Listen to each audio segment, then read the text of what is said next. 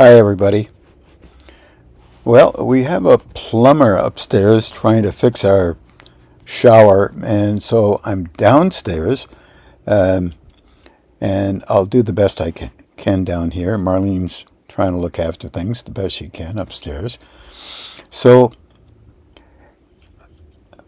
a couple of things I just like to talk about. In October, uh, we are going to have a Saturday morning um, engagement with our book. We're going to talk about it, or if there are any questions about the first 100 pages.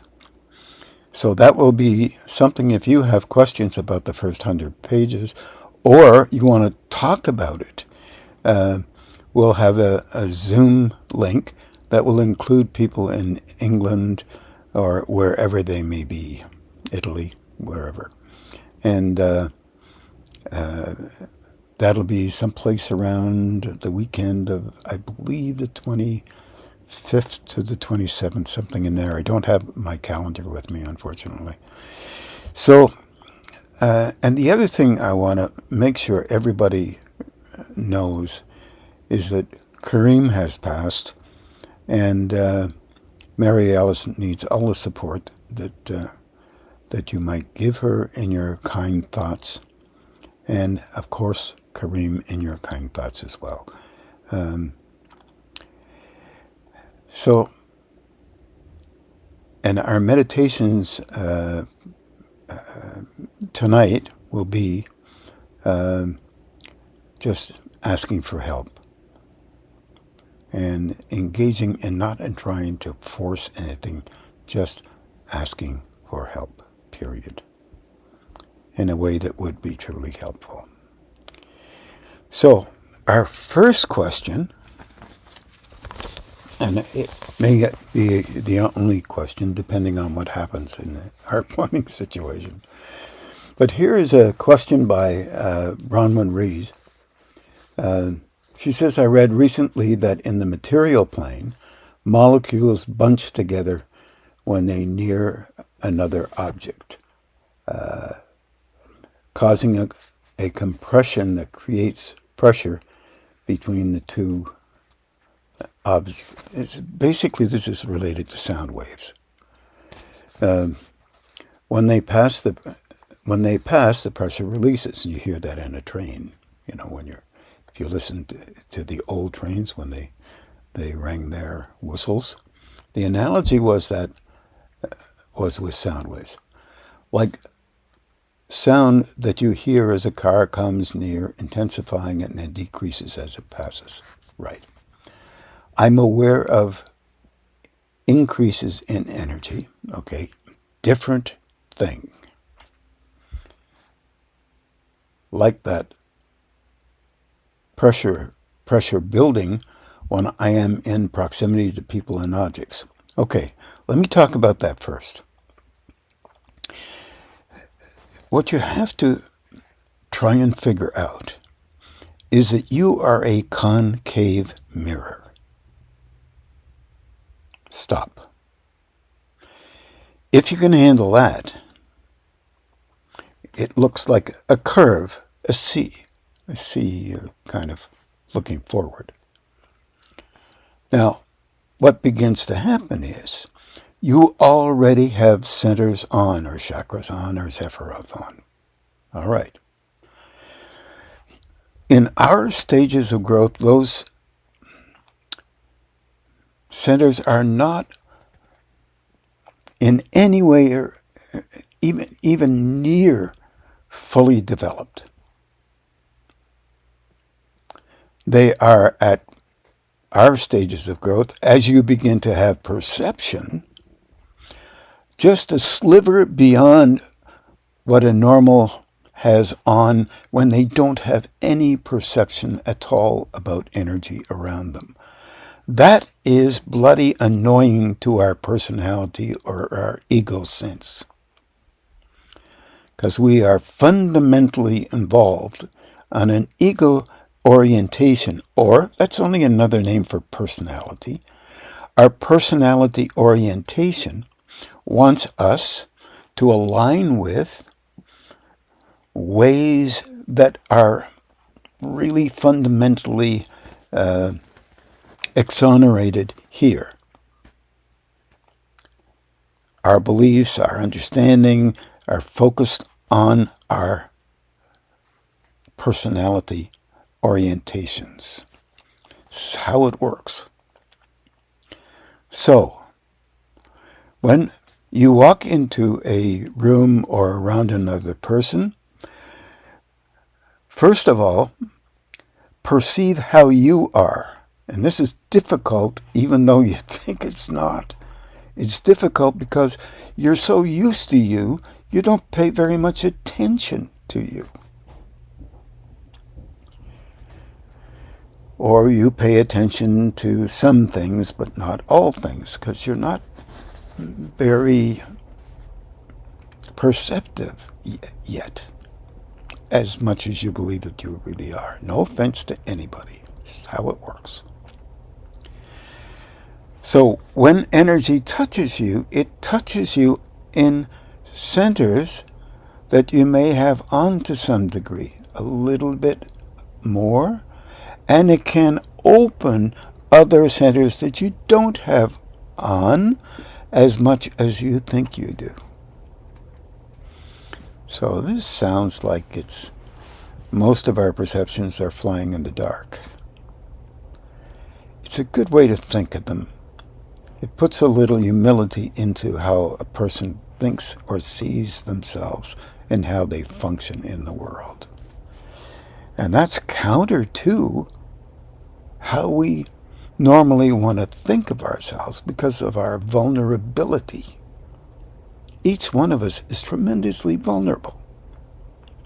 So we have made shells or constructs that we call personality or personas that we use inadvertently, reflexively, so fast, in relationship to how we function.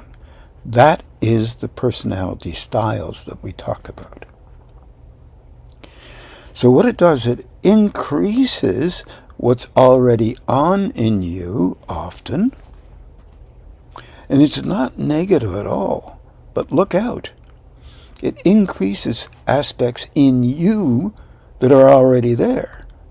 And then you blame others for engaging with you in such a way that it makes you feel this way. Is that possible? Yes, you can have reactions to anybody and anything, because those defensive shells or shells that we use are there for the purpose of engaging with life. And we protect those shells reflexively without our even knowing it. The big difficulty in the process of beginning to understand is that we begin to see through our defensive posturing, even though we wouldn't originally see it.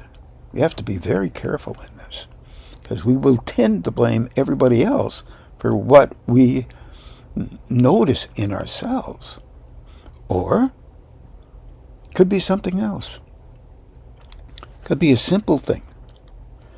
Could be a vulnerability that you don't want to see and can't see. Not yet. Be patient and be kind and try to be understanding, not only about others, but yourself. Seeing things within you or others is just another way of saying, wow, I noticed this based on how I protect my own personality, personas. And that means that each of us, I don't care who we are, doesn't matter. Whoever you are, no matter what, I mean, if you've got all kinds of belief systems in behind there, and they're there for the purpose of protecting you in how You need to see the world to be comfortable within you. This is a big deal. Becoming a seer, a recognizer of these things, you begin to cultivate the recognition that it's okay to be you. But stimulation of you enhances the seeing of you. So what am I saying there? So if you have a solar plexus and another person has a solar plexus, and you validate yourself in a certain way, or they validate themselves in a certain way, then those validation sequences will affect each other. You will act out as if either they or you are either good or bad. All nonsense. But how can you say such a thing when we're all, billions of people, we're all doing similar things? I said similar, so close to being almost the same, but not. It's similar. You cannot see how you function very well. Neither can anybody. That includes me or anybody else. We attempt to see how that is so we can understand and learn that each and every one of us is attempting to support a comforting engagement with others somehow. It's hard to know how your system actually plays that out. That is not a negative thing about any of us. That is just the way it is with us on these planes.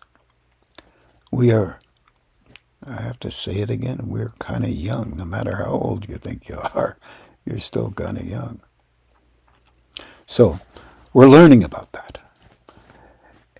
Dilemma becomes when you start learning about something, you try to fit it into what you already think must be true. This goes for everybody. That makes us vulnerable. So another defensive system kicks in. If you are feeling vulnerable, you look for a reason why you are feeling vulnerable. By extension, it's usually based on others and how they affect you. They're not affecting you in exactly the same way you believe, because you are supporting the protection of you as you are when no one is in the world around you. No one in the world is around you.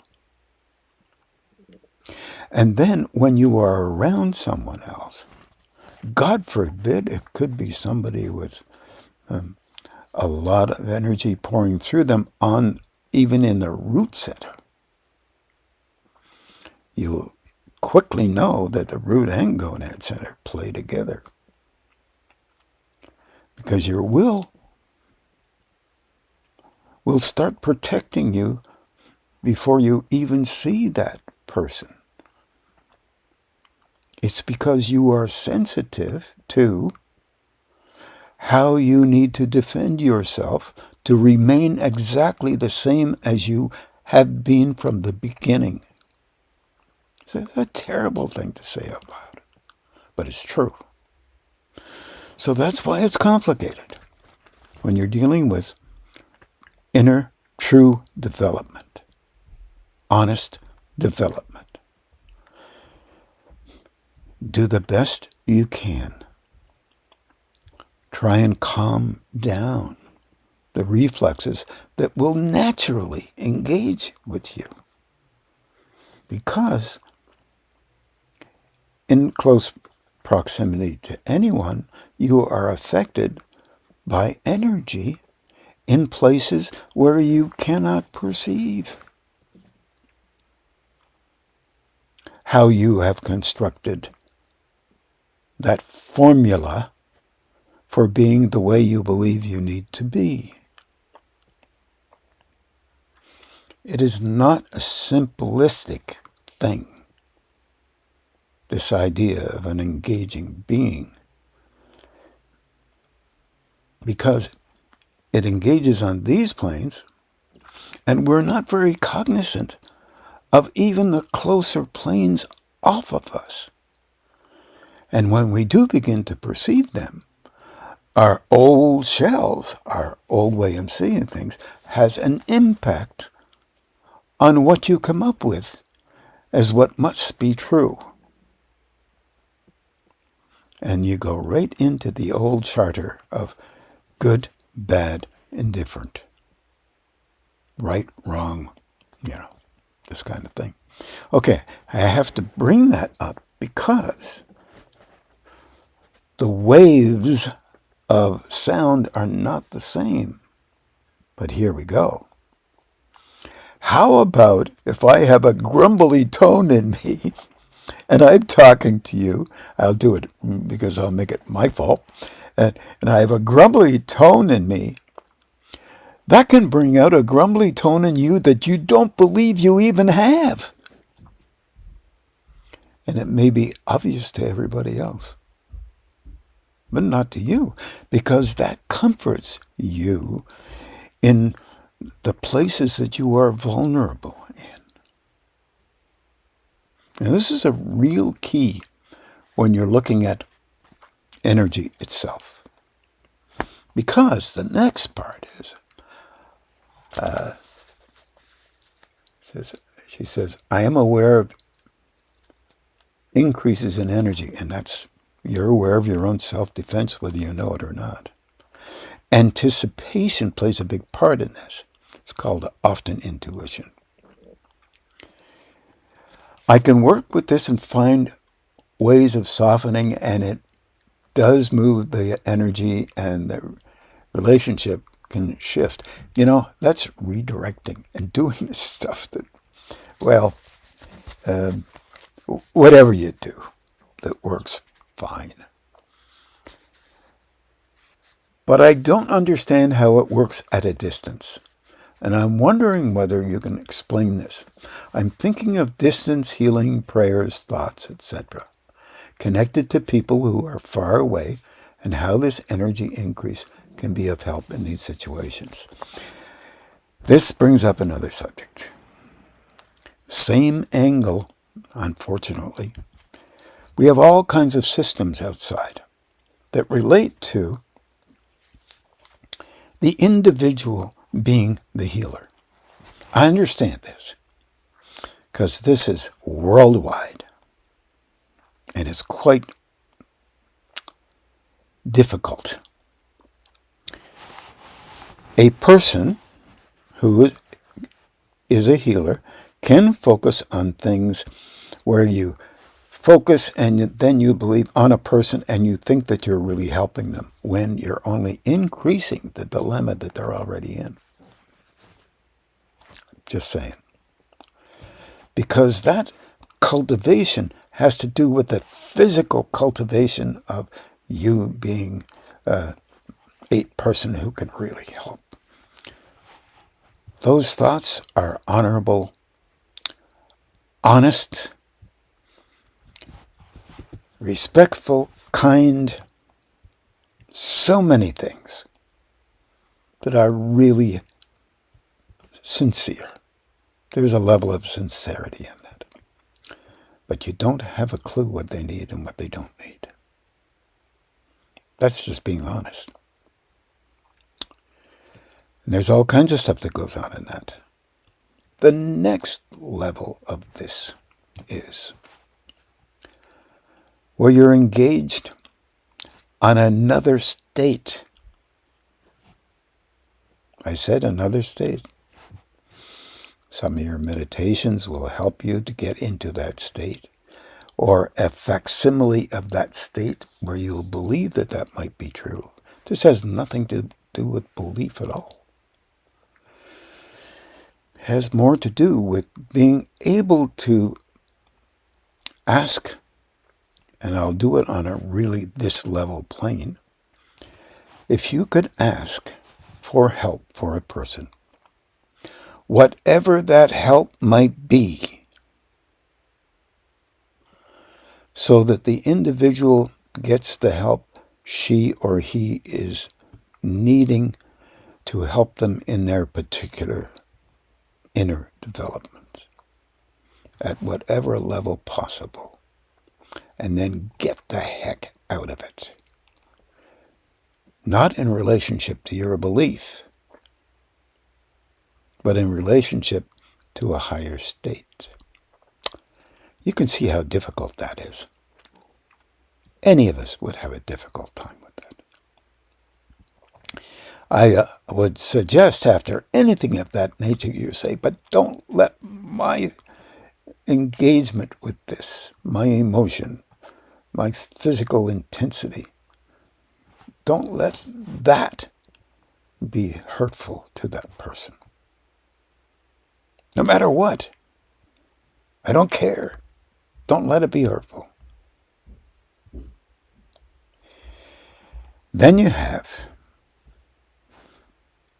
those shells that say, you become a great healer.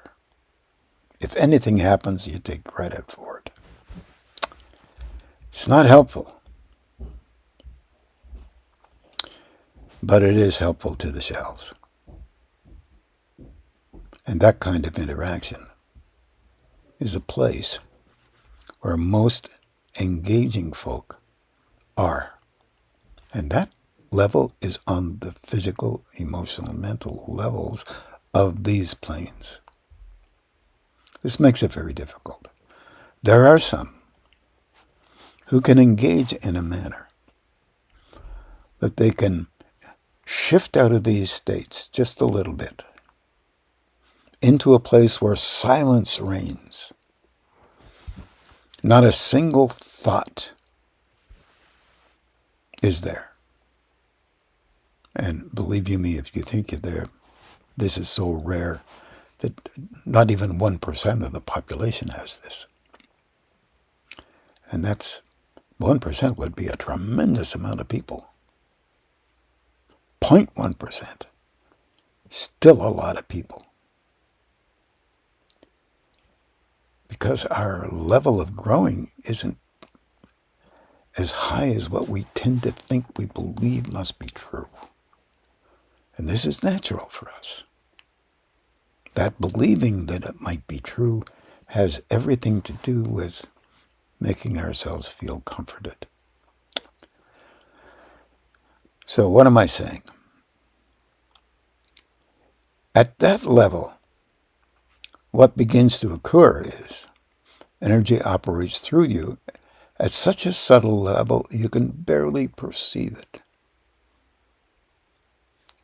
It operates, first of all, in you, so you will know you're being trained to have it operate there. But in fact, it doesn't have to operate through you at all. That's just for your training. It goes directly to wherever your sincere hope is, or thought may be, for another person or persons. In a way, this is counter to our being in charge of anything. So there's the dilemma. The first part, everybody wants to be in charge. The second part is, when that happens, you get an awareness, you learn, begin to understand ever so slowly that it's not about you. The personality still wants it to be about you. Because our culture, our family backgrounds, our way of seeing the world, no matter where you live, anywhere in the world, Maybe slightly different, but it amounts to the same thing. The focal point is on the physical form and how it acts and engages. And that's how it tends to be. I try to explain this, and I apologize because my explanations are the best I can come up with. To have everyone instantly understand that,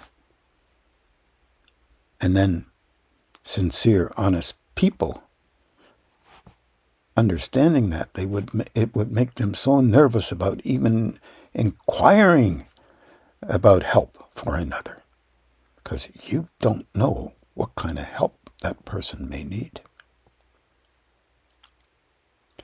And help does not come in the definitions of our levels. It's just how it is.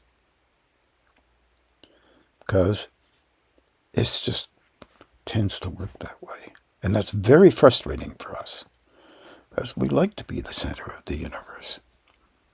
And we may not be.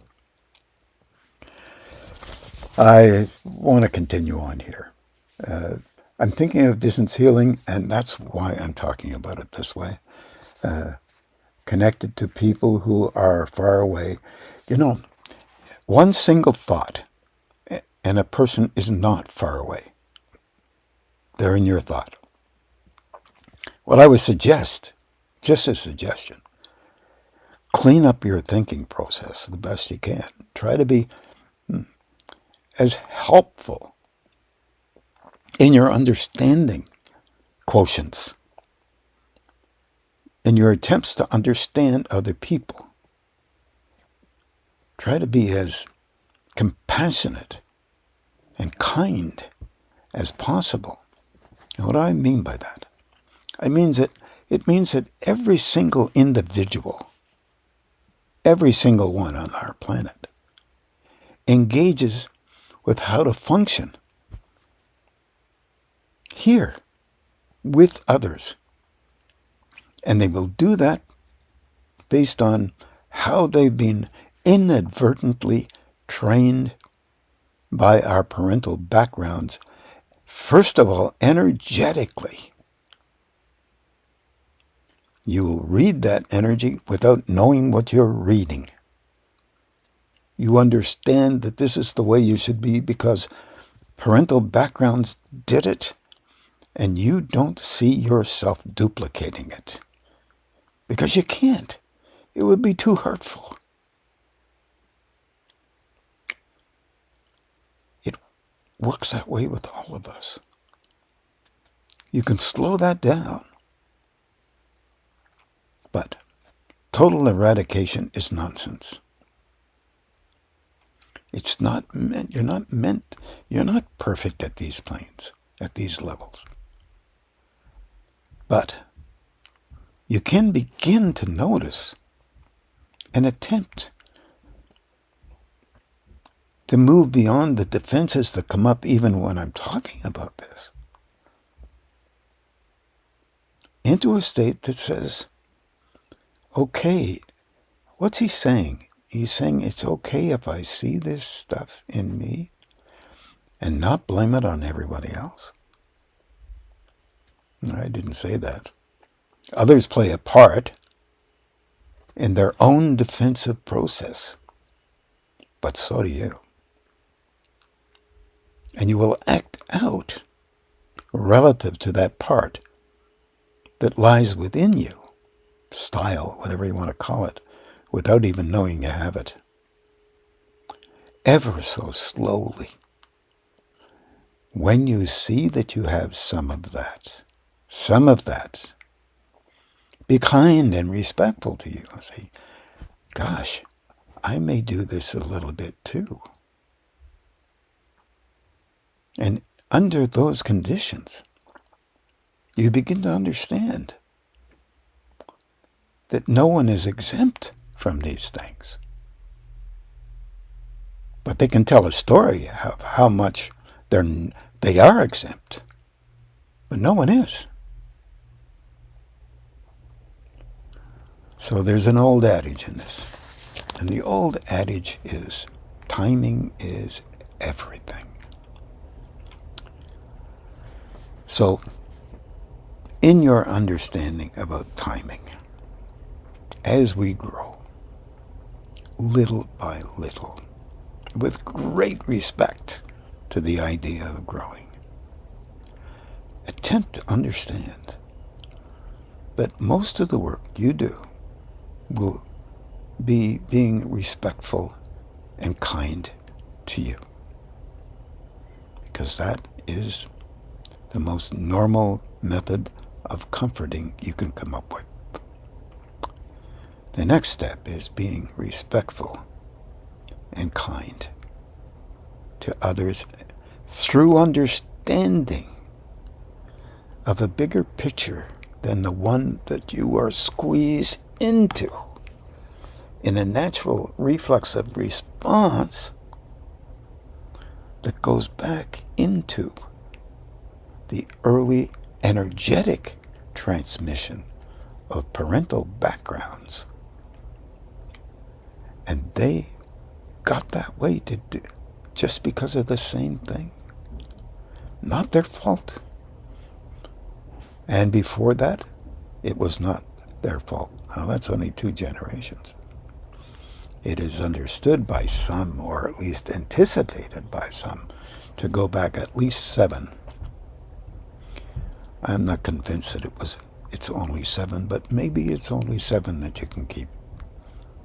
You can begin to understand the whole premise a little bit better by thinking it was 7. So I hope that helps a little bit. And I would wish everyone a tremendously easier time dealing with that learning process, because it's really helpful to go slow, but not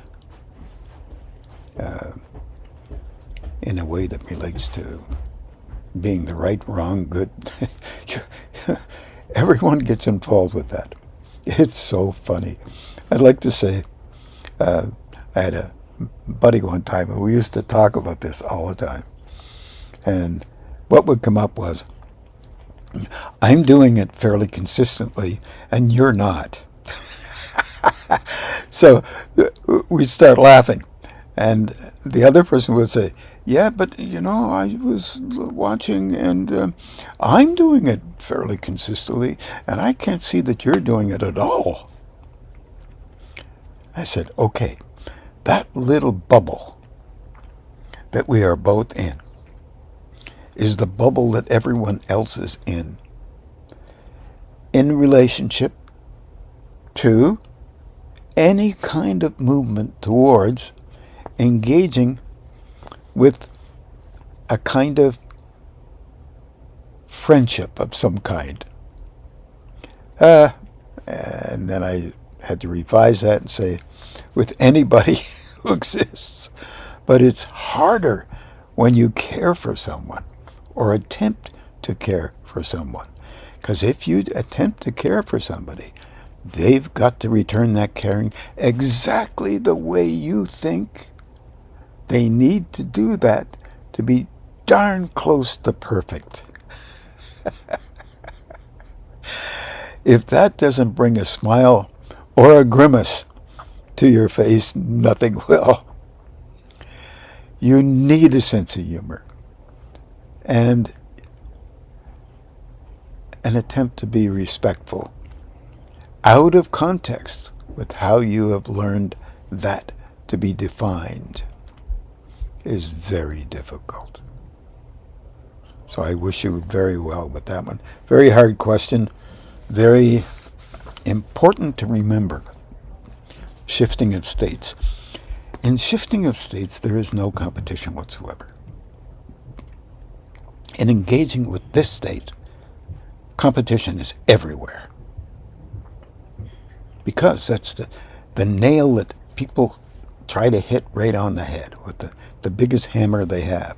And that hammer is your personality style. It's the way it works.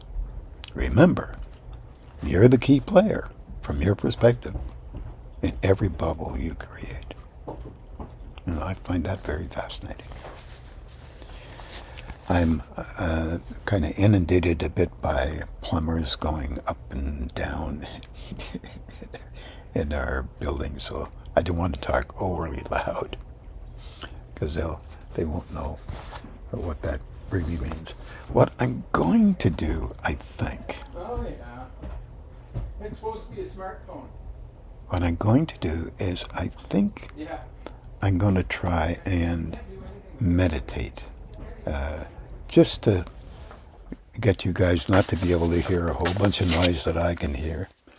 And I'm sorry for that shuffling for the papers. Marlene will try and get us some music to do. I realize it's only 20 to 8.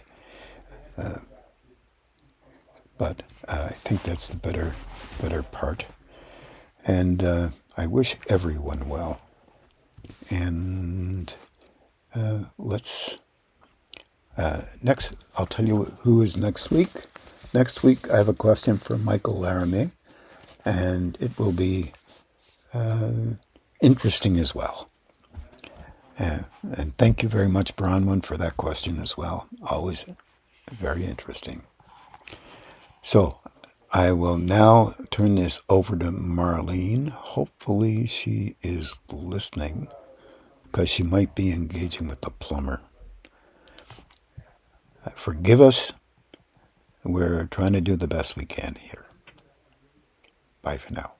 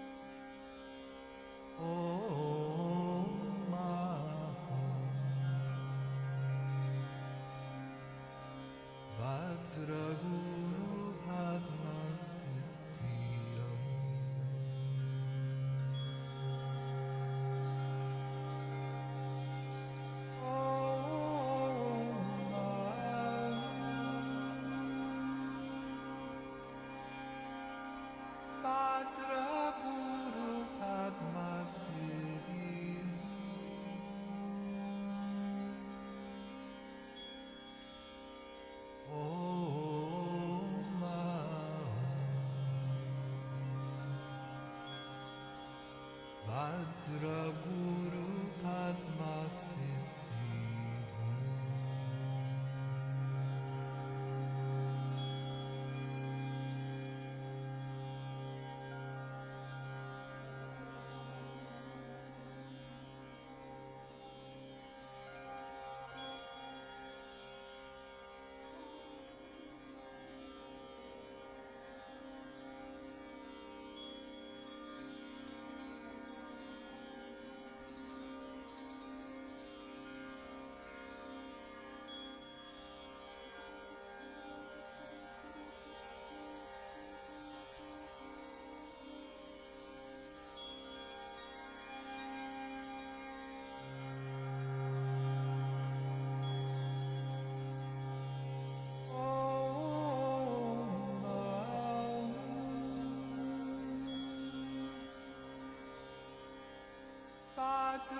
Guru Padma Siddhi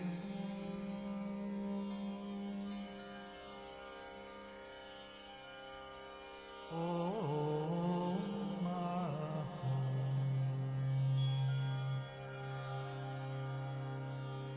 Vajra Guru Padma Siddhi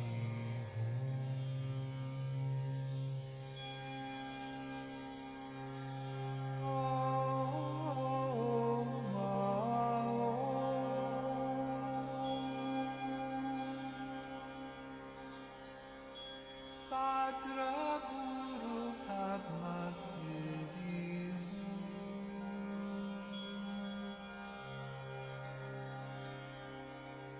Om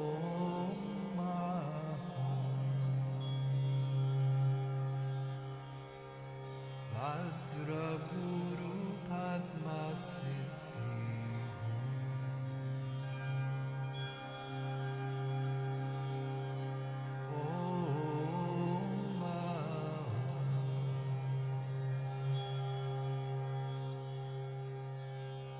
Vajra Guru Padma Siddhi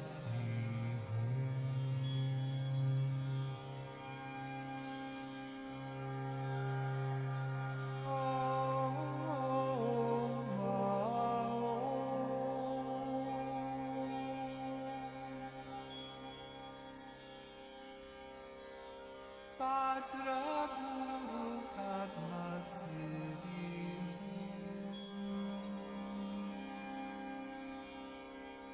Om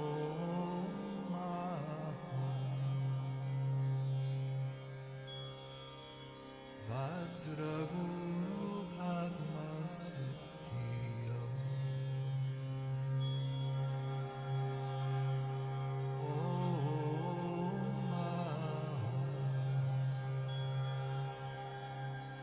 Vajra Guru Padma Siddhi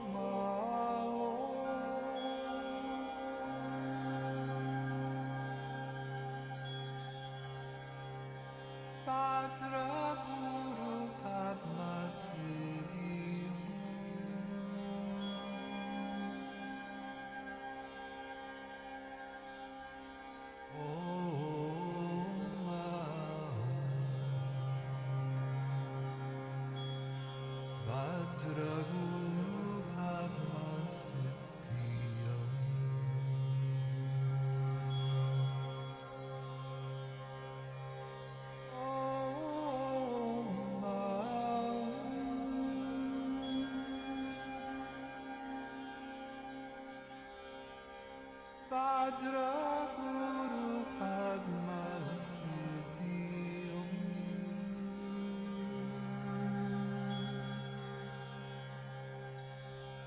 Om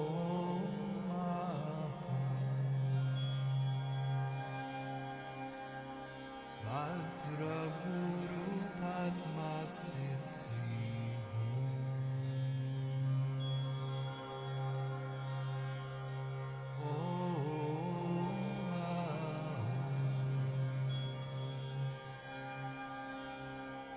Vajra Guru Padma Siddhi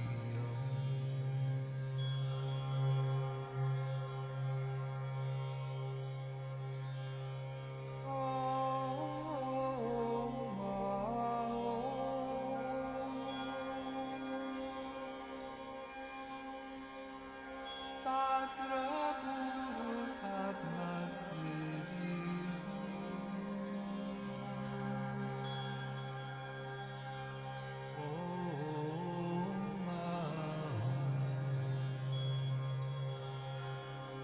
Vajra Guru Padma Siddhi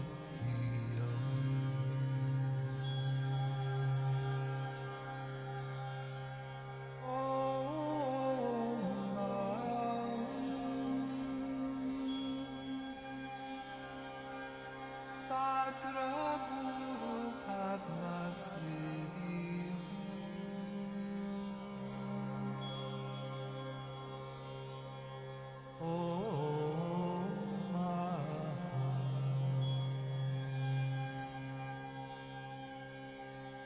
Vajra Guru Padma Siddhi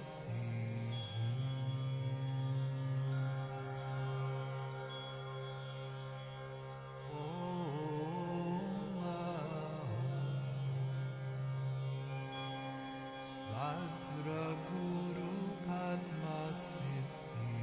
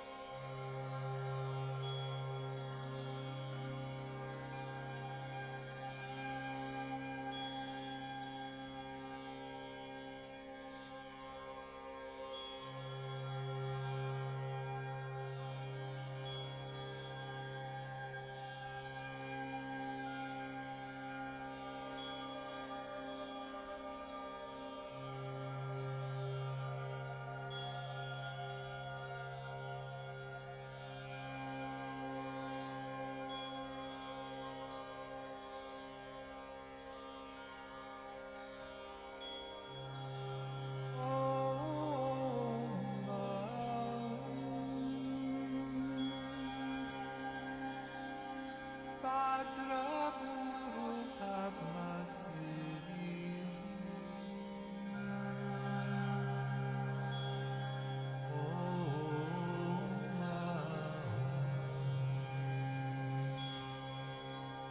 Vajra Guru Padma Siddhi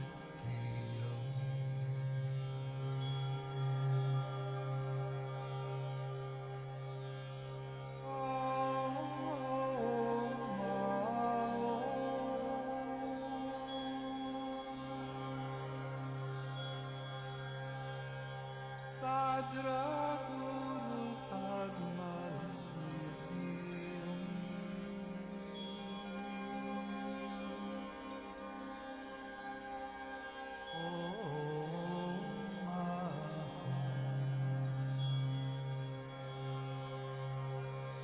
Vajra Guru Padma Siddhi